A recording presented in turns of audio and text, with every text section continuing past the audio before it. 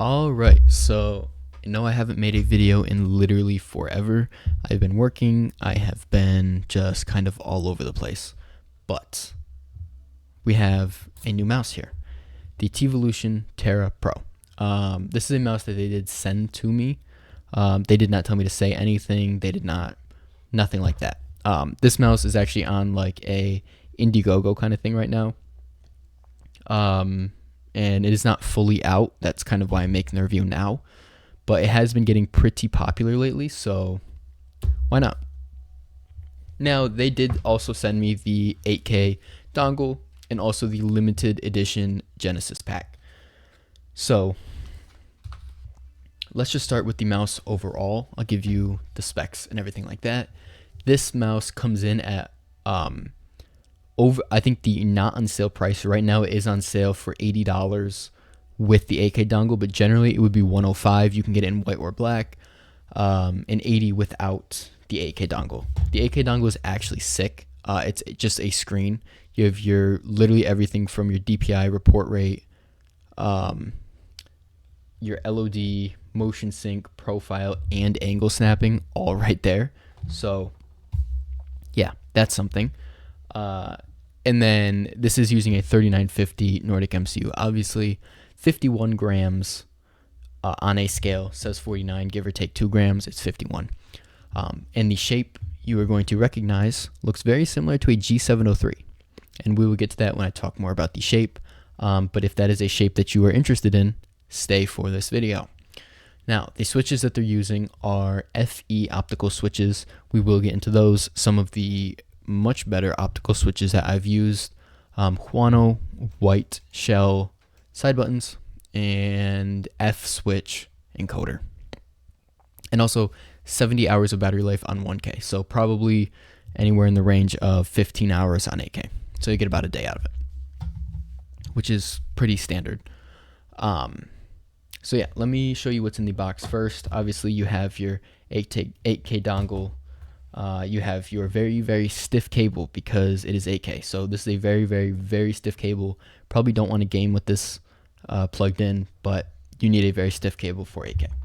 Now, this is the Genesis pack. Obviously, not everybody gets this. This is very limited edition.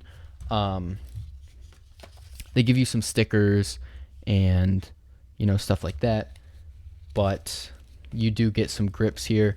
I did try these out. They feel very similar to like the Final Mouse grips. I'm not a very big grip person, but they are better than the average grips. So, yeah, and I guess they look pretty decent as well.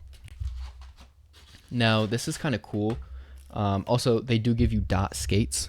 So if you don't like the regular skates, which we will talk about, they are very unique. You can always just throw the dots on. They give you like these trading cards. You can see here it says like 0 out of 250, 0 out of 500, just like little collector cards, 0 out of 250. So I mean, that's pretty cool. So yeah, that's what you get in there. And then in the box, you get the basic stuff. You get the feet, you get the cable, the mouse. I don't really think I need to open it up for you, but on the back, you can see all of the specs right there. So, yes, we will go over this. Around the mouse, obviously you have 2 huge side buttons, very big finger grooves, as well as 3 connection modes, Bluetooth, wired, wireless, and then your DPI over there. So the shape is what we'll get into the clicks and stuff first, because I'm sure people want to hear a sound test or whatever. The main clicks, FE optical switches, super good. Very tactile, very clicky. They do feel a little bit mushy at the end, but for an optical click, they are very, very good. Really no pre-travel, just a little bit of post-travel on both of them. Really no side-to-side wobble. Very, very good. Side buttons, for being such big side buttons, they are pretty decent. They're basically instant. They do have some post-travel if you really push them in, but that's just by nature. They're literally huge, so as you can see there, but no pre-travel really. Scroll wheel, The click is pretty. You could definitely use this in a game and have no problems.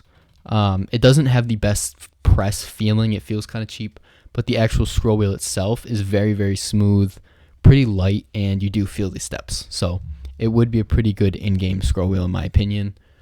So yeah, the performance as well on this mouse is great. It stacks up literally almost identical as the Pulsar wireless mice. So you really have nothing to worry about in terms of performance. And generally, I mean, at this point in time, you don't anyway. You're not going to notice it. But the shape, that's where we really come in.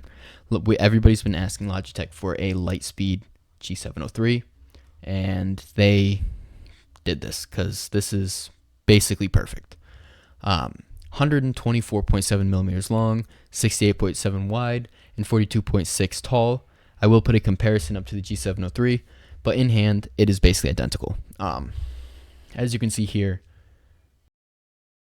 it's to basically everything. If you're fingertipping, don't even think about it. If you want a nice, good ergo claw, this is literally going to be perfect for you. If you claw and want an ergo, just get this mouse. There's literally not even a competition. You will love this shape. It's just how it is with the G703. So, yeah. Now, we will give you a sound test. Right and left click. Scroll wheel. Side buttons. Yeah, and obviously the buttons sound great. Not too much to comment on there. Shape-wise, claw, ergo.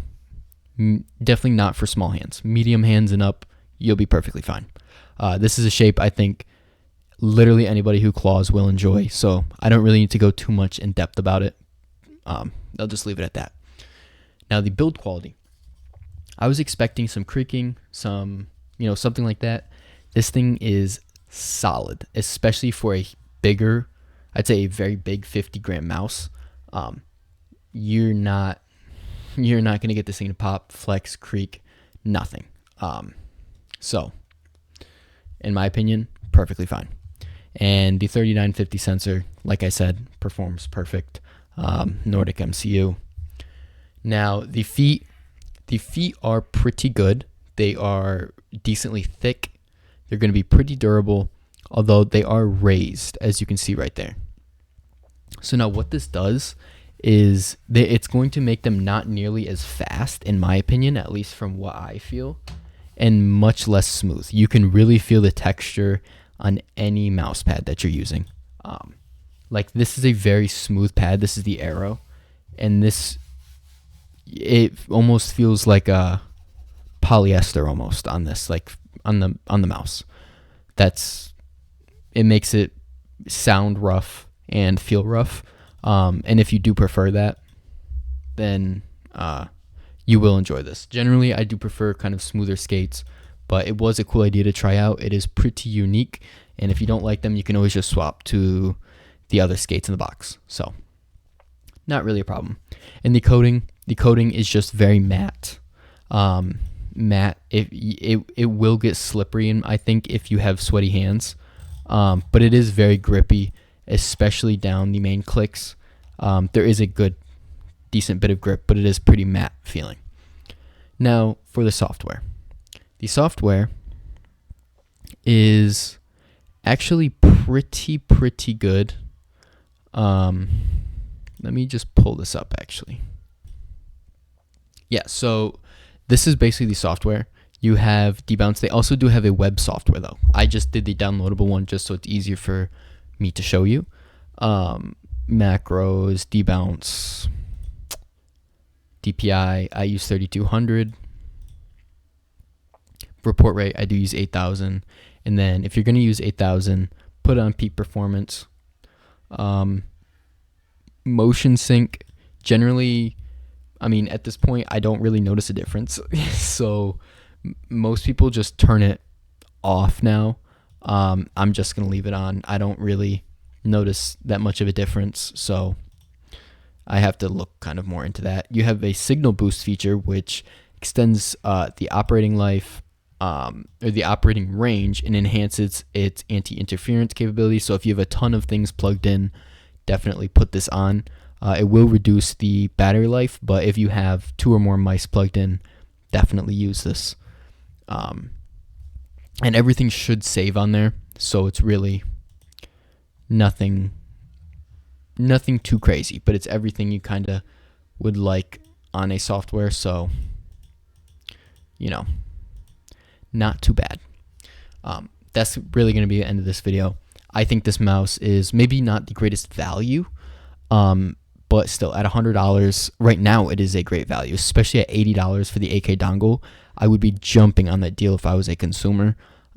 This is easily probably one of the best claw specific mice out there for ergos. So yeah, if you definitely want to try this, I don't have a code. I do not make money off this. I would definitely try it.